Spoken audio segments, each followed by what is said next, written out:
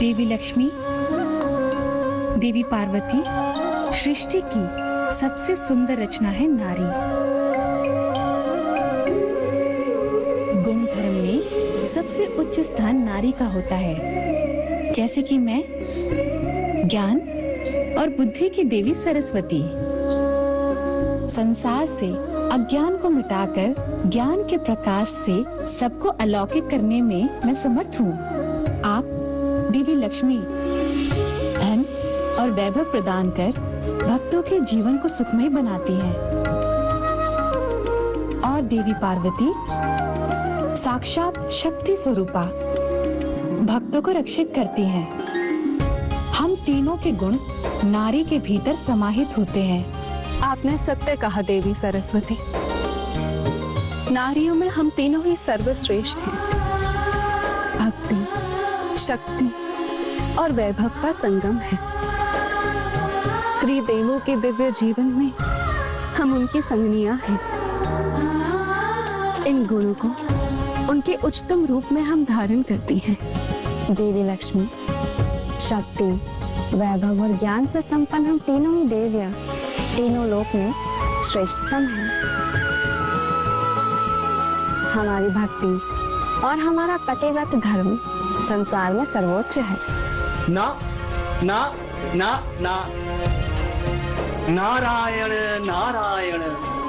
ब्रह्मांड के दिव्य माताओं को मेरा विनम्र प्रणाम।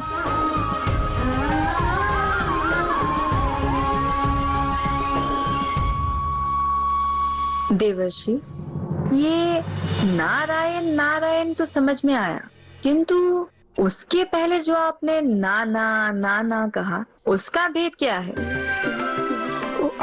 वैसे आप तीनों से बढ़कर इस संसार में पतिव्रता नारी और कौन हो सकती है। पतिव्रत धर्म नारी की सबसे बड़ी शक्ति है, जिसके बल पर ब्रह्मांड की अलौकिक शक्तियों को भी विवश कर सकती है।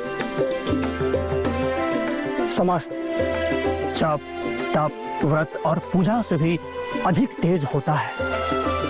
पतिव्रत धर्म की पालन करने वाली ऐसी तेजस्वी पतिव्रता नारियां स्वर्ग लोक से लेकर पृथ्वी लोक तक रहती हैं, जिनका तेज सूर्य के समान संसार को आलोकित करता है। तो आपके कहने का आशय है कि पृथ्वी लोक में भी ऐसी महान पतिव्रता स्त्री है जिनके तेज के समक्ष ब्रह्मांड की सर्वोच्च शक्तियां भी नतमस्तक हो सकती हैं। क्या वो स्त्री हमसे भी बड़ी पतिव्रता है? कौन है वो और क्या नाम है उनका? अनुसुईया, देवी अनुसुईया, महर्षि अत्रि की पत्नी। धर्म और भक्ति की साक्षात मूर्ति हैं वो। तपस्विनी ऐसी कि देवी नदी गंगा को भी उन्होंने चित्रकूट में अभी तपस्या के बल पर पकड़ कर दिया है। अपने पति महर्षि अत्रि के प्रति पूर्ण निष्ठा और भक्ति से समर्पित मुझे तो नहीं लगता कि उनके समान संसार में कोई अन्य पतिव्रता स्त्री होगी।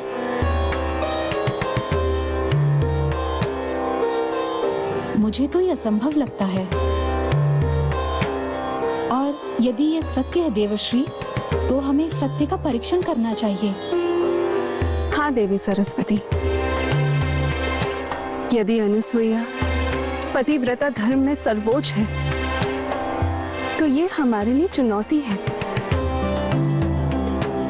कि एक नश्वर संसार में रहते हुए पृथ्वी वासिनी स्त्री हमसे भी बड़ी पतिव्रता कैसे हो सकती है?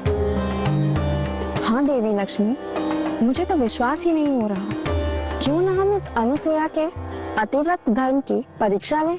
नारायण नारायण। दिव्य माताओं, एक सती स्त्री की सतीत्व की परीक्षा लेना सरल नहीं है। आप ऐसा क्यों कह रहे हैं नारद जी? माता, सूरज को छूने के प्रयास में कहीं हाथ ही न जला बैठे।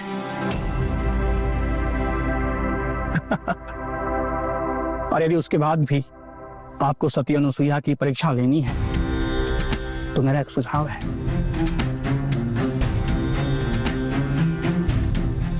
इसके लिए आप पूज्य त्रिदेव की सहायता लीजिए। आपके पतिदेव हैं और पति को पत्नी की बात माननी चाहिए।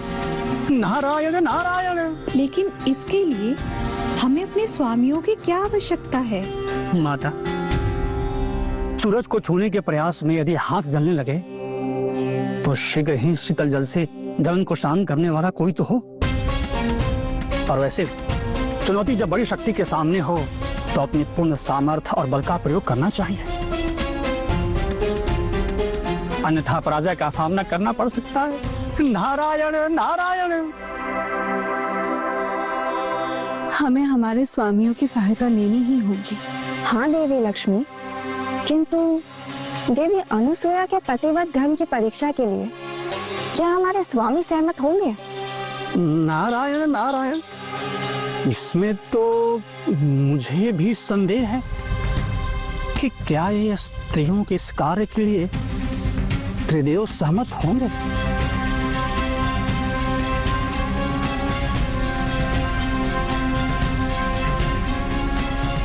नारायण नारायण।